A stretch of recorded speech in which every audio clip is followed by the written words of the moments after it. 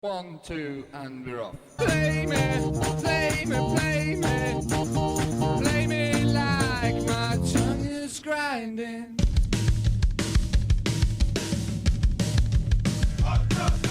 I'm the worst football manager ever, and welcome to part 2 of Corby Carnage. Thanks for joining me for the second time. What loyalty? What loyalty you're showing. So yes, it was a pitiful start in that last episode. I'm sorry. Alright, I'm sorry. I feel like I need to apologise on behalf of myself. But it was a poor start. I know it was a poor start. And my hope was, and my hope is things are going to get better. I can always live in hope. Today we are playing bottom of the league Barwell. Now Barwell haven't won a game yet. They've drawn 1 and they've lost 7. Drawn 1 and lost 7. Therefore you'd think I should win. I should win. However, in honesty, I'm not that much ahead of them in the league. Let me show you how I've been getting on. So in summary, I'm 1 place above them in 23rd. There you were thinking I was doing really well, flying high in the league, but no, I'm 23rd in the league. 1-2, drawn 1 and lost 5. Oh my. It's gonna be a long season. And let me show you what brought me to this place, right? Obviously, I lost 4-0 against Spennymoor. Humiliating. I get it. Stop sending me posts, alright? I know I'm rubbish. Stop knocking on my door and telling me that I'm rubbish. I know. I know, alright? The phone's been ringing non-stop, just like, alright, mate, you're crap. Brilliant. Productive. Thanks for the helpful contribution there, my friends. And then the second game didn't get really any better. I lost 5-2 against Blythe. You can see here Callum Ball scored and Roger Lee scored for me, but apart from that it was poor, humiliating again. Let's move on. However, the third game of the season finally saw me got off the mark in terms of points, and I beat Warrington 2-1. Eric Odiambo. Old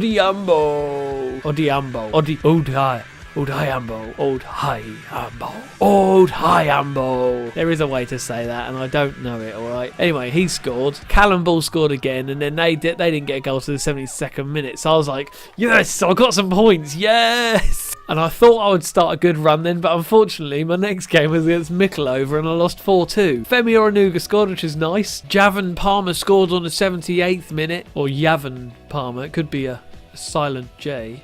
However, apart from that, it was poor. It was a poor show, poor game, very unhappy, not pleased at all. Let me show you the match stats here. Look at that. Listen, the whole game we had 4 shots, 2 on target. They did both go in though, so they were good shots. And look at them, they had 16, 9 of them on target. They whipped us. Okay, the losing continued as we played against Stafford and lost 1-0 against Stafford. But look at this, right, in terms of the match stats. Stafford literally had 2 shots in the whole game and 2 of them were on target and they just happened to score 1. We had 14 shots on target. 14.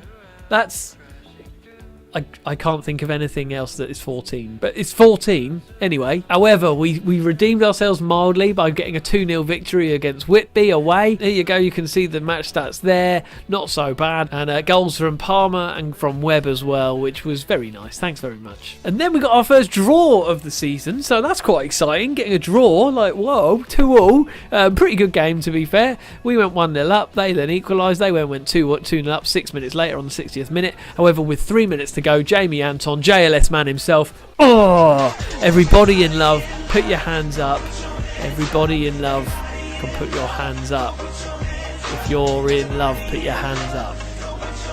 Not that I know any JLS lyrics.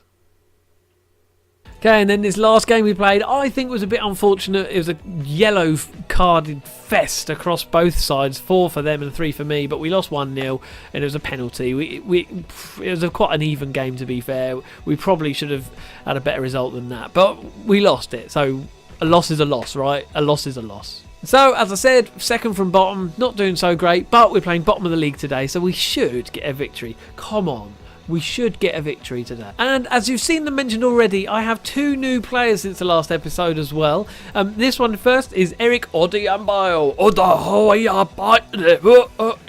Eric. Listen, we're changing his name to Eric. Set nickname, Eric Oddy. Bill Oddy. I don't even know who Bill Oddy is. He's some Eric Oddy. That's who he is. The Odd. No, we're going to call him the Eric Oddy. Oddie Ambayo, Eric Oddie, the oddball, odd man. Odd face. So we've got Odd Face. Here he is. We got him for a free, which his history's pretty good. Let me show you his career stats. He's played for Leicester. He's played for them all. He's played for a lot of clubs, to be fair. Look at them. That's a lot of clubs. But attacking midfielder, right centre. His brother is Eddie Odayo, who's also reasonably known. Played for Southampton. You may have heard of him as well. So there you go. Again, the second player I bought is from Leatherhead, this Yavan Palmer, Silent J. That's his name. That's his nickname right there. The Silent J. Silent J. Okay, so Silent J, striker, scored a few goals for me, got him on a free again. Looks alright. Ultimately, he's had 5 starts and 3 goals so far, so I can't complain about that. But without further ado, let's get on with today's game and see how we do. So since the last game, we've been changing up with the tactics a little bit. We've gone back to a basic 4-4-2 for the last couple of games, which I'm going to stick with for today. In goal, we've got Aidan Grant. Now, Aidan Grant, best player who I mentioned before, was injured, but now all my injured players are now back, so good. We've got Aidan Grant in goal. We've got Kennedy on the left. We've got Sam Gwynn on the right. In the back, we've got Jamie Anton. Again, he was injured last time, but he's back now and he's a good player. Dean Overson also in centre back. We've got Oddface on the right wing. We've got Reece Webb, Ben Mills in the centre midfield. Femi Oranuga on the left. We've got Callum Ball and the Silent J up front. Let's see if we can win it. I'd love to. We've got literally no instructions. I've literally said nothing to them. It's like I've said, they've been like, boss, what do you want us to do? And I've just been like, if I can't see you, then you can't see me. That's my management style. So you can learn something. So it looks like they're going for a 4-4-2 as well. Let's just do a little bit of jiggery-pokery with some opposition instructions. Okay, here we go. We are in our away kit today in the purple strip. And here's a free kick from Ball and it's wide. 2 minutes in, we've had a shot. It's a good start. Okay, here's Silent J on the halfway line, but he's lost it. And it looks like Barwell could be trying to build something here, but they won't have a chance. Barwell have only drawn a game. It's their only point this season. Surely they won't get any more today. Surely. They're thinking in their heads, this is our best chance to get a point. I'm thinking in my head, this is my only chance to get a point. Oranuga picks up the loose ball. Silent J's on it. Passes it forward to Ball. Callum Ball! Oh, he's offside. He's offside. You know when commentators do those really cool little trivia facts like a player called Callum Ball has never scored against Barwell? Those sorts of facts, right? Well, here's a fact. So far this season, I've only scored either no goals or 2 goals. So if I score 1 goal, we know we're going to get more goals from me. However, at the moment, I could be getting nothing. 31 minutes gone. It's a reasonably quiet game so far. No sort of real decent full-on chances. His ball is Silent J though. Who scores? Who scores? 1-0. The Silent J, just like this. Yeah. Here he is Webb, without moving his feet past the ball, then Ball into Silent J, who just tucks it away. Oh, that goalkeeper was terrible, to be fair, but it still counts as my goal. So, okay, here's Mark. Oh, Barwell have a shot, but it goes wide. And if we can get to half-time now, 1-0 up, that is I'm very pleased. Well, so far we've had more possession than them. We've had 6 shots, 2 of them on target. They haven't had a shot on target yet. Probably the minute they do have a shot on target, they're going to score it. I can tell. I can tell you that. That's what will happen. Here we go. We're at half time. It's Silent J's strike that has kept us in this place right now. So it's half time, and you know what time it is.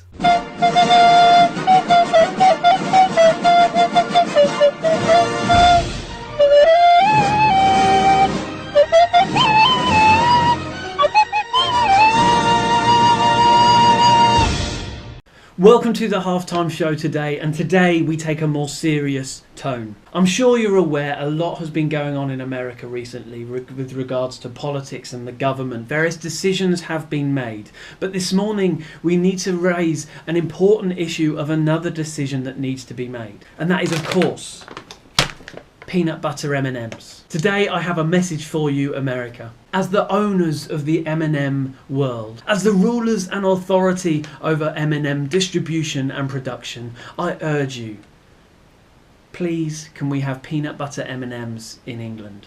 You see, you and us, we've got a special relationship, a special bond. We get on well with one another. Sure, you love our accents. We love your accents. We think you're really cool. You think we're really clever. And I know we mock each other a little bit. You'll use words with us such as quaint and cute. And we might mock you for certain dietary habits. But here we have a unique opportunity to bond even. Send us your peanut butter M&Ms. Sure, we've got normal M&Ms, and sure, we've got peanut M&Ms, but it's just not enough. I know we can go down to the world food aisles in certain supermarkets and find these little bad boys, but they're priced about £8. But how about producing them here in the UK as well, so that we can enjoy them to our heart's content? You see, just one party-sized bag of peanut butter M&Ms can see a terrible football manager player through one day of hell and losses and torment. And I know we even have M&M World in Leicester Square and probably other places as well, but I don't know where they are. 3 unnecessary floors of pure M&Ms. But you know what? We don't need another store. No, all we need are the peanut butter M&Ms. So America, today, I urge you, make the right decision for the future of your country and for us. Thanks for joining me today for the halftime show. See you next time. This is like a kilo of M&Ms. Okay, so we are back for the second half now. Let's see how we get on. We are 1-0 up against Barwell, who are bottom of the league. A win like this, where let's just bring up the league a little minute, rather than a big minute. If I win this game, if it stays as it is, I go up to 17th. Oh, the dizzy heights of 17th. Meanwhile, it's 2 corners in a row. We've had one, and we're on our second one now. And here's Oranuga to whip it in. Oh, but it's a 3rd corner in a row now. Come on, boy. Who's this one? It's Ben Milnes to take this one. Oh! I had a good head to it, but they seem to clear it off the line. Oranuga! Oh, yes! 2-0! Oh, Femi Oranuga! 2nd goal of the season for him. Whipped in. Look at the goal. Glyn throws. There's a lovely cross from Gwyn. Oh, yes, Femi! Oh, nods it in on the right corner. Oh, Femi. Meanwhile, Barwell are trying to have a bit of an attack. I feel like I should do something right now to change some things or something, or I don't know. What do you do when you're winning a football match in Football Manager? So we've just got 5 minutes to play now in this second half, and we are all over this. Silent J's on it. He's odd face, all the space in the world, and odd face in your face makes it 3-0. 3-0, my friends. We've got Silent J, we've got Odd Face, absolutely smashing it. My goodness, the social feed on this Football Manager thing is going to be mental for them. I know it. Oh my goodness, and oh dear me, Barwell had all the space in the world. Did you see how many players they had up front then? Look, 3, 1, 2, 3, all 3 of these, all there, and so any of them could just tap it in basically, and suddenly with 3 minutes to go, it's 3-1 now. So we've gone into defensive and waste time. They can't. There we go, good, tidied it up, finished the game off. I've got to be happy with that. Such a basic setup, a 4-4-2, literally no instructions until 5 minutes to go in counter-attack, and we've got a victory like that. Fair enough, it was bottom of the league Barwell, I recognise that, but you've got to give me some credit. I've won a game, and it's on camera as well. That brings me to the end of today's episode. I've got one more game, and then I've got the first knockout game of the season, so I might join you for that, for episode 3, against Leek in the some kind of cup. The English Northern League Cup, first round. The cup that everyone wants. So if you've enjoyed this content, this material, then do hit that like button. Let's see if we can get this video to 30 likes, eh? And then if you do want to stay in touch and keep up with this save, then do hit that subscribe button too. Thanks so much for all your support and all the kind words. And I'll see you next time for some more Corby Carnage. But until then, I'll see you later.